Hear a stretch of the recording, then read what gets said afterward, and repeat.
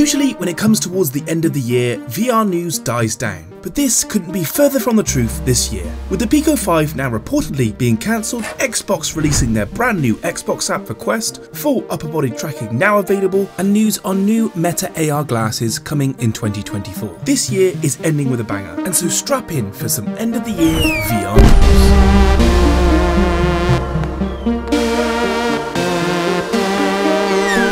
Start with two related topics, the Apple Vision Pro and the Pico 5. Now, it appears a production of the Vision Pro is now in full swing, with a launch now expected end of January or February. Unfortunately, the Vision Pro will only be available in the US for now, with headsets only being sold in store. Also, the videos playing in the background is leaked setup software for the Vision Pro. To set up your persona, you'll remove Apple Vision Pro to capture your appearance. Turn your head to the right,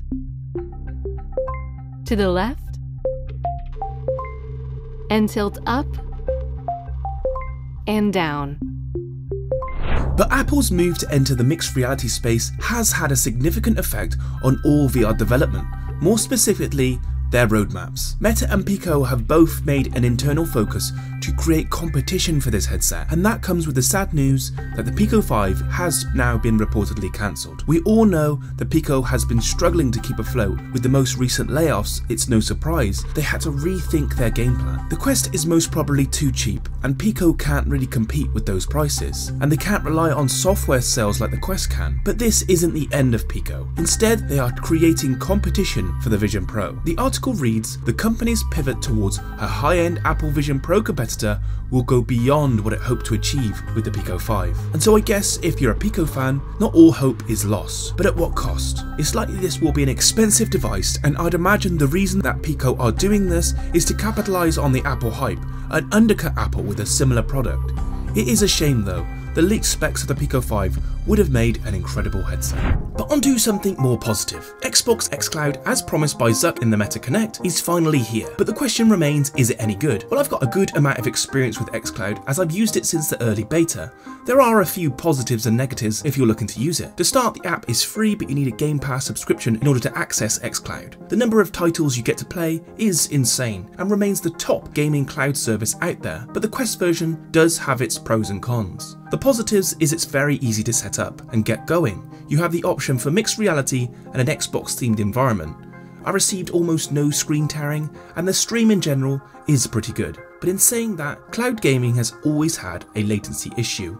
Playing fast-paced multiplayer games is difficult because of the latency. Also, the size of the screen is massive. I couldn't find a way to adjust that, and because of that I was getting slight motion sickness, but I'm sure screen adjustments would be an upcoming update. One thing that was also missing was console streaming, where you can stream, well, your own console. I always preferred this to server streaming as it was more responsive and, well, was my console. But then again, this is the early days and I'm sure this will come. It does make you wonder though, with this Xbox partnership between Microsoft and Meta, what things this will bring. Maybe xCloud could bootleg the Quest to bring future Xbox VR titles to compete with the PSVR. But what we have now is a start, and Microsoft have brought over not just xCloud, but a wealth of new apps across all Microsoft 365 products.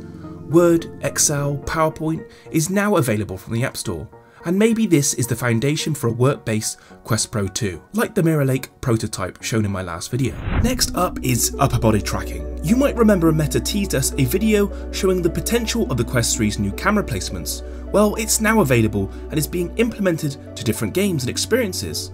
Gone will be the days where your elbows are out of place, and you can actually experience this for yourself today. Dodge Arcade is available free on AppLab, and you can mess around with the new tracking method by playing dodgeball. Games like Drunken Bar Fight will soon follow, and future plans for next year will include upper body tracking and generative legs, which isn't leg tracking but almost as close as we can get using the power of AI. This unfortunately will only be available for the Quest 3, as the camera placements are different to that of the Quest 2. But speaking of the future, Meta has plans to demo their first pair of augmented reality glasses in 2024 and will start distribution to developers.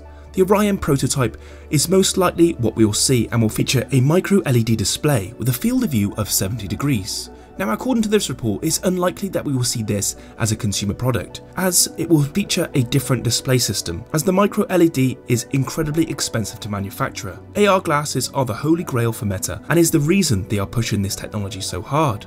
There are companies out there doing some insane work like the Crossfire by Ant Reality Labs, a 120 degrees mixed reality pair of glasses. They use a micro OLED display and really is a glimpse of what we can expect for the future. Now, before I go, I just want to shout out to Cat VR, as we're coming close to the end of their sale. They've had a huge breakthrough with the Quest compatibility with the Cat Nexus, and at a price of $899, this is the cheapest VR treadmills have ever been. If you'd like to check them out, link is in the description. If you liked today's video, like and subscribe, and as always, I'll catch you on the next one.